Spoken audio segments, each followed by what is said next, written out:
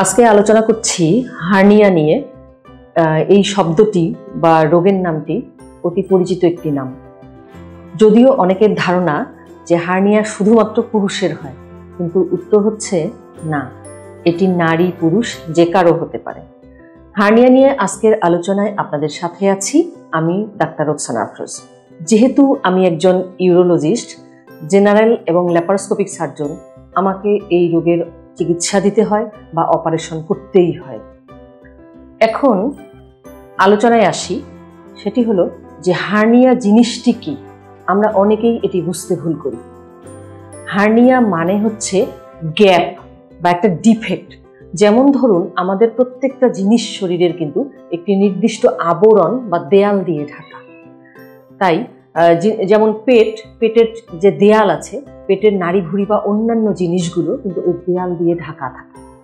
যদি কখনো এই দেয়ালের কোথাও গ্যাপ থাকে বা গ্যাপ তৈরি হয়, তাহলে কিন্তু পেটের ভিতরে যে জিনিসগুলো আছে, নাড়িভুঁড়ি বলেন বা চর্বি বলেন বা অন্যান্য জিনিস, সেগুলো কিন্তু ওই ফুটা দিয়ে বা গ্যাপ দিয়ে বাহিরে বেরোবার চেষ্টা করে।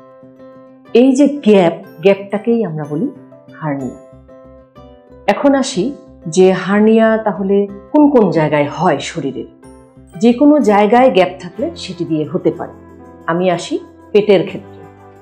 পেটের ক্ষেত্রে নর্মালি কিছু দুর্বল জায়গা আছে বা যেখানে সহজেই গ্যাপ হয়ে যায় বা গ্যাপ থাকে, যে জায়গা দিয়ে হার্নিয়া হয়। আবার কখনো কখনো কিছু গ্যাপ তৈরি হয়ে যায়। সেই জায়গাগুলো কোনগুলো? প্রথমত আসি নাভিতে। নাভি আমাদের একটি শরীরের দুর্বল জায়গা। এই নাভিতে যদি কখনো গ্যাপ তৈরি হয়, সেই জায়গা দিয়ে পেটের নাড়িভুঁড়ি, চর্বি বা অন্যান্য জিনিস বাহিরে বেরোবার চেষ্টা করে।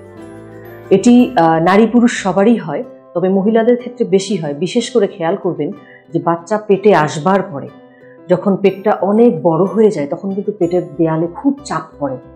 এই চাপ বা স্ট্রেসের কারণে নাভিতে একটা গ্যাপ তৈরি হয়, তখন কিন্তু নাভি ফুলে ওঠে।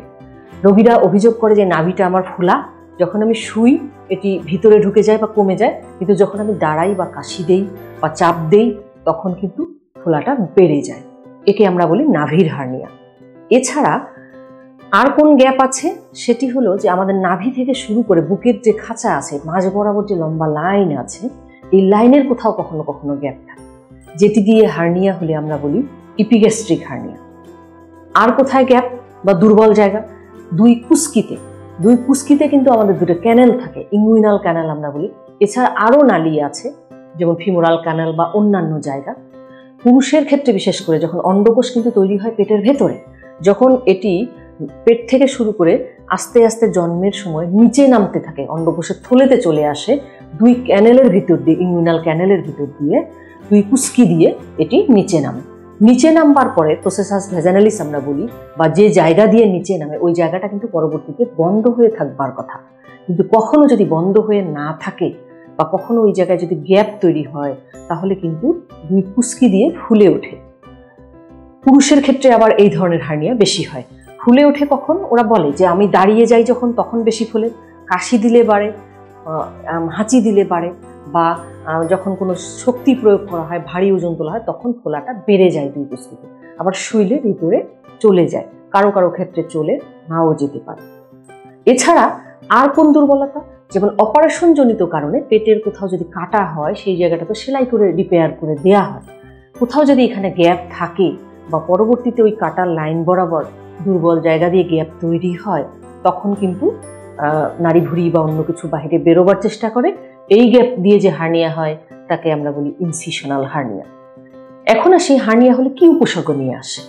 অলরেডি বলেই ফেলেছি, ওই জায়গাটা দিয়ে ফোলা হবে, মনে হয় যে ফুলে উঠছে বলের মতো। এটা শুইলে চলে যেতে পারে, হাঁচি দিলে কাশি দিলে বাড়বে, দাঁড়ালে বাড়বে, ওজন তুললে বাড়বে। এছাড়া তেমন কোনো উপসর্গ শুরুতে থাকে না, কিন্তু যখন একসঙ্গে অনেকগুলো নাড়িভুঁড়ি বা অনেক জিনিস একসঙ্গে ওই ফুটো দিয়ে বাহিরে বেরিয়ে আসে, যদি ক্রাউডেড হয়ে যায়, এটি আর ফিরতে না পারে, শুইলে আর ভিতরে ঢুকে না যায়, তখন কিন্তু আটকে যায় কন্টেন্টগুলো। আটকে গেলে রোগী ব্যথা, বমি বমি ভাব, বমি এবং আরও অন্যান্য উপসর্গ নিয়ে আসতে পারে। চিকিৎসা কি? সবচেয়ে বড় প্রশ্ন। রোগীরা যখন আমার কাছে আসে, এসেই খুব আশা নিয়ে এসে, ম্যাডাম আপনি কিন্তু খুব ভালো ওষুধ দিবেন, এর আগে আমরা অন্যান্য চিকিৎসা করে ভালো হয়েছি, এমন ঔষধ দেবেন যেন আমি ভালো হয়ে যাই। কিন্তু দুঃখজনক হলেও সত্যি, যে হার্নিয়ার আসলে অপারেশন ছাড়া বিকল্প কোনো চিকিৎসা নেই।